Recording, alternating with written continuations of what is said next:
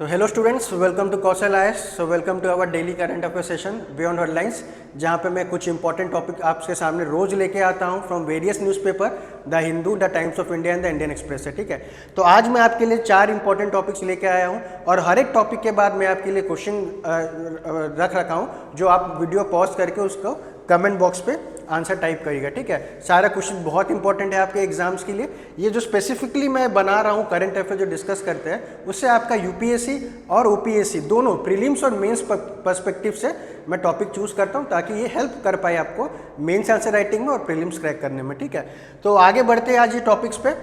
तो उससे पहले मैं एक अनाउंस करना चाहता हूँ कि हमारा एक नया बैच स्टार्ट होने वाला है फ्रॉम 21 अक्टूबर, जहाँ पे हम प्रीलिम्स, मेंस, इंटरव्यू है ना, ऑप्शनल कोर्सेज, सीसेट क्लासेस, सब कुछ प्रोवाइड होगा अंडर वन रूम।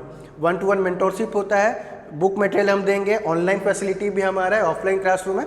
दिए गए कॉन्टैक्ट नंबर पे आप कॉल करके या मैसेज करके व्हाट्सएप करके बुक कर सकते हैं। 21 अक्टूबर से हमारा स्टार्ट होने वाला है। तो आते हैं हम टॉपिक में आज का। आज जो 4 टॉपिक हम पढ़ेंगे, ठीक है, वो क्या है? देखो, model code of conduct, MCC, joint parliamentary committee, 31 MQ-9B armed UAV, exit poll and opinion poll. ठीक है, ये 4 टॉपिक को हम ब्रीफली डिस्कस करेंगे और इसका जो पूरा पीडीएफ है मैं डिस्क्रिप्शन बॉक्स में अपना टेलीग्राम ग्रुप का जो ओपन ग्रुप है उसका लिंक मैं डाल दूंगा। आप उस लिंक में जाके हमारा ओपन टेलीग्राम ग्रुप को ज्वाइन कर सकते हैं, जहाँ पे ये पीपीटी आपको इजीली एक्सेसिबल मिल जाएगा। ठीक है, तो आगे बढ़ते हैं। जो पहला टॉपिक है हमारा मॉडल कोड ऑफ कंडक्ट, ठीक है, एमसीसी। तो ये क्या होता है बच्चों? जैसे ये न्यूज़ में इसलिए है क्योंकि कमिंग डेज में महाराष्ट्र और झारखंड में इलेक्शन होने वाला है। तो आज जो चीफ इलेक्शन कमिश्नर है उन्होंने डेट अनाउंस कर दिया है कि नवंबर 20 को वहाँ पे इलेक्शन होगा। ठीक है, तो जब भी चीफ इलेक्शन कमिश्नर अनाउंस करता है कोई स्टेट में अगर इलेक्शन डेट या फिर सेंटर में इलेक्शन डेट, तो उस दिन से मॉडल कोड ऑफ कंडक्ट जारी हो जाता है। ठीक है, तो कोड ऑफ कंडक्ट क्या होता है ना, ये सेट ऑफ गाइडलाइंस है, सेट ऑफ इंस्ट्रक्शन है जो election commission of India political parties और उनके कैंडिडेट्स को देते हैं। ये जब तक इलेक्शन खत्म नहीं होगा तब तक सारे पॉलिटिकल पार्टीज को और सारे कैंडिडेट्स को कुछ इंस्ट्रक्शन फॉलो करना पड़ेगा, उसका उल्लंघन नहीं करना पड़ेगा।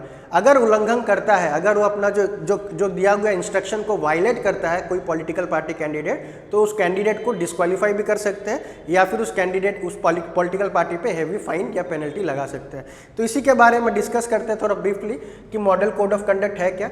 जैसे मैंने कहा, न्यूज़ में इसलिए चल रहा है क्योंकि महाराष्ट्र और झारखंड में नवंबर में पोल्स होने वाला है। ठीक है, तो ये जो मॉडल कोड ऑफ कंडक्ट कब से लगेगा? एमसीसी तुम्हारा आपका लग जाता है जब चीफ इलेक्शन कमिश्नर या election commission of India date announce करता है इलेक्शन का। तो आज अनाउंस कर दिया तो आज ही से स्टार्ट हो जाएगा मॉडल कोड ऑफ कंडक्ट। कब तक रहेगा? टिल इलेक्शन खत्म नहीं होता, टिल इलेक्शन इज ओवर। ठीक है, तब तक ये मॉडल कोड ऑफ कंडक्ट सबको in the sense political party and candidate को फॉलो करना है। ठीक है, जैसे मैंने कहा, this are the set of guidelines issued by election commission of India. ठीक है, for political parties and candidate, normal citizens के लिए नहीं है, फॉर पॉलिटिकल पार्टीज। ठीक है, जैसे बीजेपी हो गया, कांग्रेस हो गया, बीजेडी हो गया, उनका और उनका कैंडिडेट्स को, वो उन्हीं को फॉलो करना है, ना कि नॉर्मल सिटीजन को फॉलो करना है।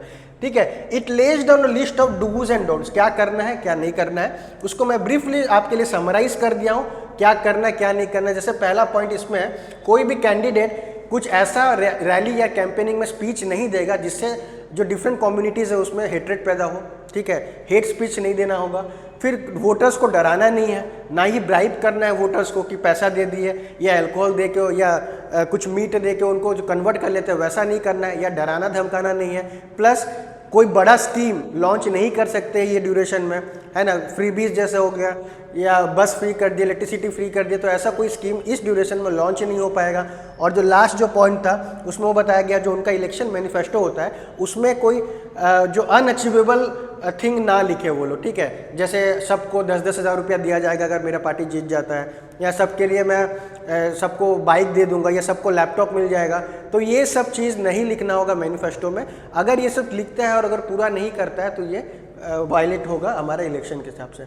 इसमें ये और भी एक न्यूज़ में इसलिए आता है, एमसीसी का ना स्टैट्यूटरी बैकिंग नहीं है, बस ये सेट ऑफ गाइडलाइंस है। ठीक है, जो कि बाउंड पार्टी पे है, अगर पार्टी फॉलो नहीं करता है, कैंडिडेट फॉलो नहीं करता तो कोई स्ट्रिक्ट एक्शन नहीं ले पाता है। ठीक है, तो उसमें बोला जाता है एमसीसी जो रूल्स है उसको स्टैट्यूटरी बैकिंग दे दिया जाए। ठीक है, तो ये बहुत इंपॉर्टेंट है। अभी तक एमसीसी को स्टैट्यूटरी बैकिंग नहीं दिया गया, जिसके वजह से लोग इसको लाइटली लेते हैं, पॉलिटिकल पार्टी लोग लाइटली लेते हैं और हर दिन ना कहीं वायलेट करते रहते हैं इस रूल्स एंड रेगुलेशन को। इस पर मैंने क्वेश्चन एक बना रखा है, वीडियो पॉज करके इसको आंसर कमेंट करेंगे। सेकेंड टॉपिक पे आते हैं, बहुत इंपॉर्टेंट टॉपिक है जॉइंट पार्लियामेंट्री कमेटी। ठीक है, तो पार्लियामेंट में बच्चों क्या होता है ना, बहुत सारा कमिटीज़ होता है। जैसे आपका एथिक्स कमेटी हो गया, जब कोई मेंबर ऑफ पार्लियामेंट या मेंबर ऑफ एमएलए जब कोई भी वो लोग रूल्स वायलेट करते हैं हाउस में रह के, जब सेशन में चल रहा है, तो उसके लिए एथिक्स कमेटी बैठाते हैं। ठीक है, कि क्या रूल्स वायलेट किया, पनिशमेंट भी हाउस ऑफ मेंबर्स ही देते हैं उनके लिए। सेम एक जॉइंट पार्लियामेंट्री कमेटी है, बहुत ही इंपॉर्टेंट और पावरफुल कमेटी होता है। जब भी कोई नेशन में, ठीक है, बहुत कुछ जब बड़ा स्कैम, ठीक है, जैसे हर्षद मेहता स्कैम, बोफर स्कैम, चारा घोटाला स्कैम, जब ये सब स्कैम होता है ना, तो जॉइंट पार्लियामेंट्री कमेटी फॉर्म होता है। इनका क्या काम होता है, जो स्कैम हुआ है उसको प्रॉपरली इन्वेस्टिगेट करेंगे। ठीक है, जो पर्सन को समन कर सकते हैं, तो ये पार्टी का एज मतलब जो पावर से जुडिक्शन होता है, तुम्हारा सिविल कोड जैसा ही होता है। ठीक है, जो पावर इन फंक्शन है just like a civil code जैसा ये लोग फंक्शन करते हैं। इसमें कौन कौन मेंबर्स रहते हैं उसके बारे में जानते हैं। ठीक है, थोड़ा डिटेल में पढ़ते हैं इसके बारे में।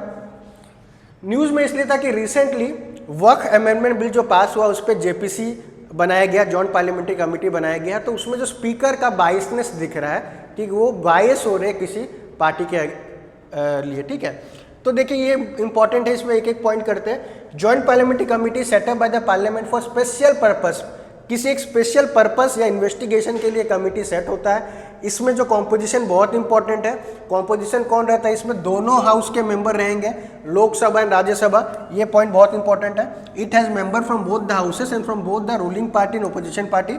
Members of JPSC they are decided by the parliament. कौन रहेगा मेंबर, कितने मेंबर है वो फिक्स नहीं है, बट कितने मेंबर रहेंगे वो केस टू केस बेसिस पर डिफर करता है। There is no fix number of members. ठीक है, और जैसा यहाँ पे देखो, the recommendation of the made by the committee is recommendatory nature, not binding of the government. पूरा इन्वेस्टिगेशन खत्म होने के बाद जेपीसी क्या करता है, रेकमेंड करता है कि इसको ये पनिशमेंट दिया जाए। ठीक है, बट वो बाइंडिंग नहीं है गवर्नमेंट में, गवर्नमेंट उसको कंसीडर कर भी सकता है, नहीं भी कर सकता है। तो जेपीसी का फंक्शन इंपॉर्टेंट है, उसका कॉम्पोजिशन इंपॉर्टेंट है, और ये स्पेसिफिक पर्पस के लिए ही फॉर्म होता है, ना कि रेगुलर पर्पस के लिए फॉर्म होगा। ठीक है, आगे बढ़ते हैं। तो इसका मैंने जैसे ये कुछ केसेस में जेपीसी फॉर्म हुआ था, जैसे बोफर scandal, Harshad Mehta stock market scam हुआ था, रिसेंटली एनआरसी पे हुआ है और personal data protection bill pay हुआ है, और अभी वक्फ अमेंडमेंट बिल पे इनका ये कमेटी बैठा है जहाँ पे वो इन्वेस्टिगेट कर रही है, और जो पर्सन जो गिल्टी है, ठीक है, उसको जो विक्टिम है या जो कल्प्रिट है उनको बुला के इन्वेस्टिगेट करने का भी पावर रखता है ये जॉइंट पार्लियामेंट्री कमेटी। क्वेश्चन है, आप इसको सॉल्व करके मुझे आंसर कमेंट बॉक्स पर जरूर टाइप करिए। ठीक है, आते हैं थर्ड टॉपिक में।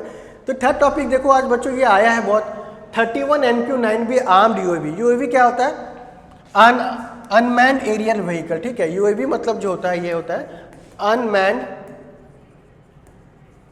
Aerial vehicle. ठीक है, तो ये जो है इसका व्हीकल का नाम क्या है, 31 MQ-9B। ये रिमोटली हम कंट्रोल कर सकते हैं, रिमोट यूजिंग रिमोटली। ठीक है, कंट्रोल, इसमें कोई आदमी या पर्सन का यहाँ बैठना जरूरी नहीं है। ठीक है, तो ये बहुत ही पावरफुल यूएवी है, जो कि इसलिए न्यूज़ में क्योंकि इंडिया और यूएस का इसमें एग्रीमेंट हो गया। इंडिया क्या कर रहा है ना, यूएस से ये इंपोर्ट कर रहा है, ये मंगवा रहा है, तो डिफेंस में बहुत इंपॉर्टेंट है ये।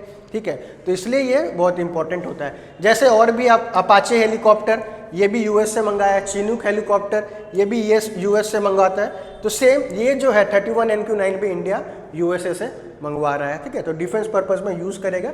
इस टाइप से क्वेश्चन बन सकता है कि कहाँ से प्रोक्योर कर रहा है। ठीक है, ये जैसे लिख दिया कि India on the USA on the Tuesday concluded 3.5 billion deal on the procurement of what, on the procurement of 31 MQ-9B armed altitude long endurance. ठीक है, रिमोटली पायलटेड एयरक्राफ्ट। घर मतलब रिमोटली मतलब वहाँ पे उस पायलट का फ्लाइट में उस व्हीकल में बैठने का कोई जरूरत नहीं है, वो रिमोटली कंट्रोल हो सकता है। ठीक है, तो ये यूएस से लिया है, बहुत इंपॉर्टेंट है। इस टाइप से आपको क्वेश्चन बनेगा।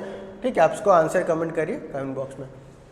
तो आज का फिर और एक इंटरेस्टिंग टॉपिक में आते हैं हम, एग्जिट पोल और ओपिनियन पोल। ठीक है, आप जैसे इलेक्शन जब होता है तो ये दो चीज़ बहुत न्यूज़ में रहता है, एग्जिट पोल और ओपिनियन पोल। ठीक है, तो इसमें बच्चों होता क्या है, एक तो इलेक्शन पहले कंडक्ट हुआ, सपोज आज इलेक्शन कंडक्ट हो रहा है। ठीक है, आज सपोज उड़ीसा में या कोई कॉन्स्टिट्यूंसी में इलेक्शन कंडक्ट हो रहा है, उससे पहले जो बहुत सारे मीडिया होते हैं ना, वो लोग पर्सन टू पर्सन जाके पूछते हैं कि आपको क्या लग रहा है आज कौन सा पार्टी जीतेगा, है ना, कौन सा पार्टी हारेगा।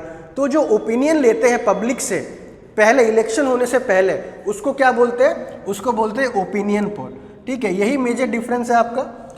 ओपिनियन पोल लिया जाता है इलेक्शन से बिफोर इलेक्शन, लोगों से पूछते हैं। ठीक है, इससे क्या एक प्रेडिक्शन उन लोग फॉर्म करते हैं कि लोग किस पार्टी की तरफ इंक्लाइंड है। ठीक है, किस पार्टी को वोट देना चाह रहे हैं। इसी बेस पे, इसी क्वेश्चन इसी सर्वे पे वो लोग पहले से, इलेक्शन होने से पहले ही प्रेडिक्ट कर देते हैं कि ये पार्टी जीत सकता है। ठीक है, और इसके मिलता जुलता कंसेप्ट है एग्जिट पोल। एग्जिट पोल क्या होता है? इलेक्शन के बाद लोग जब वोट दे के आते हैं घर में, ठीक है, या कहीं जाते हैं, तो वोटिंग के बाद न्यूज़ मीडिया जो होते हैं वो लोग फिर पब्लिक से सर्वे करते हैं, पब्लिक से उनका पूछते हैं कि आपने किसको वोट दिया। तो उससे जो डेटा उनको मिलता है तो उससे वो प्रेडिक्ट करते हैं कि कौन सा पार्टी जीतने वाला है। ठीक है, दोनों सेम है, बस एक गैस वर्क होता है, स्पेकुलेशन होता है, लोगों से पूछा जाता है, सर्वे किया जाता है कि आप किसको वोट किए। ठीक है, बट डिफरेंस उनका टाइमिंग में। ओपिनियन पोल इलेक्शन डे से पहले होता है, एग्जिट पोल इलेक्शन के बाद होता है। ठीक है, बट इन दोनों डेटा का कोई रेलिवेंस नहीं रहता।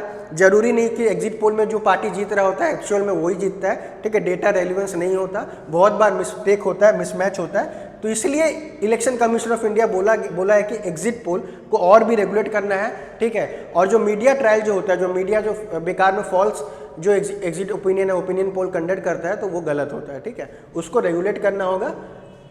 ठीक है, तो यही है। तो आपका जो न्यूज़ है, CSE slams exit poll early trends on TV channel, जो इलेक्शन होने से पहले ही बता देते हैं टीवी चैनल कौन सा पार्टी जीत रहा है, कौन सा पार्टी मेजोरिटी में है।